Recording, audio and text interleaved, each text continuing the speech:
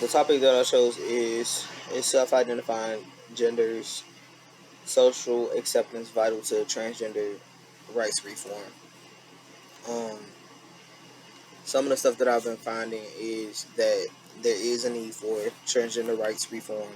But the decision, as far as like finding out whether self-identified gender should be acceptable or if it should be a more um, diagnostic system to determine whether the genders are actual legal genders or not is really the big argument that I'm finding with the research that I'm doing. Um, One of the sources that I decided to do this discussion board on is an article by Christina Harrison. It's called "A System of Gender Self-Identification Will Put Most Women at Risk." Will put women at risk. Basically, in the article, she's talking about self-identifying genders or identifying genders being too lax and not having like structure. The author play on the audience emotions by using words like vulnerable girls and women. Also mentioned having allegations of being transphobic thrown upon them for speaking up to protect to protect women and girls. Basically, she was just saying like if you say anything against the transgender community, then they automatically deem you as being transphobic, and if you're deemed as being transphobic, then that can pretty much ruin your reputation. So a lot of people don't want to speak up for those reasons.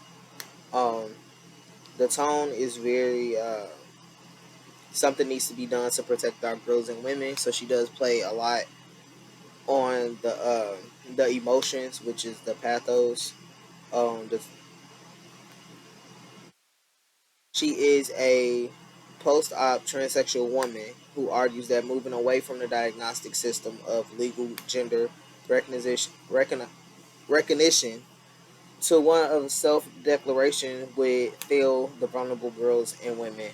So she is a woman of transsexual experience, and she is post-op, which means that she was born a male. She is now a female, and she has had all of her sex change operations she needs to be legally seen as female.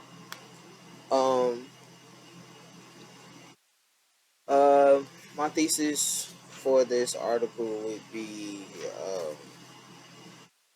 in a system of gender self-identification. And the system of gender self-identification will put women at risk. Christina Harrison effectively uh, convinces the audience that sticking to a diagnostic system of legal genders will help protect vulnerable girls and women from predators. This article brings an opposing perspective on my topic. As a secondary source, this article will shine light on the opposing side of my topic and give a broader understanding to what I am asking.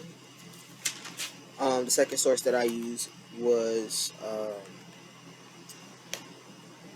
a article from the U.S. Citizenship and Immigration Services.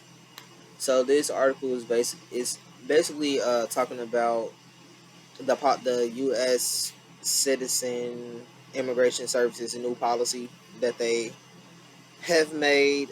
This policy is basically stating that people are able to self-identify their genders now on legal documents, and by self-identifying their genders, they don't have to have any type of surgery or go through any type of hormone therapy or even change their appearance to be seen as the gender that they're asking to be seen as. So if they are a man or a presenting man, a person who looks and present themselves as a man, but they want their legal documentation for like passports and stuff like that, then they would be able to change that gender to female, even though don't live their life as a female or anything by just saying the words. They can change their gender to the gender that they want it to be.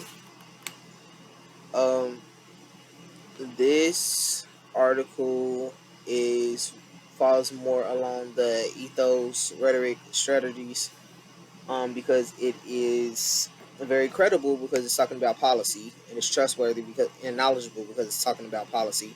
As far as the fair part of it, I'm not sure how fair the policy is, but it is a factual um, resource, a factual primary resource that I can use for my research. Um, yeah, so that is what I have. Thank you.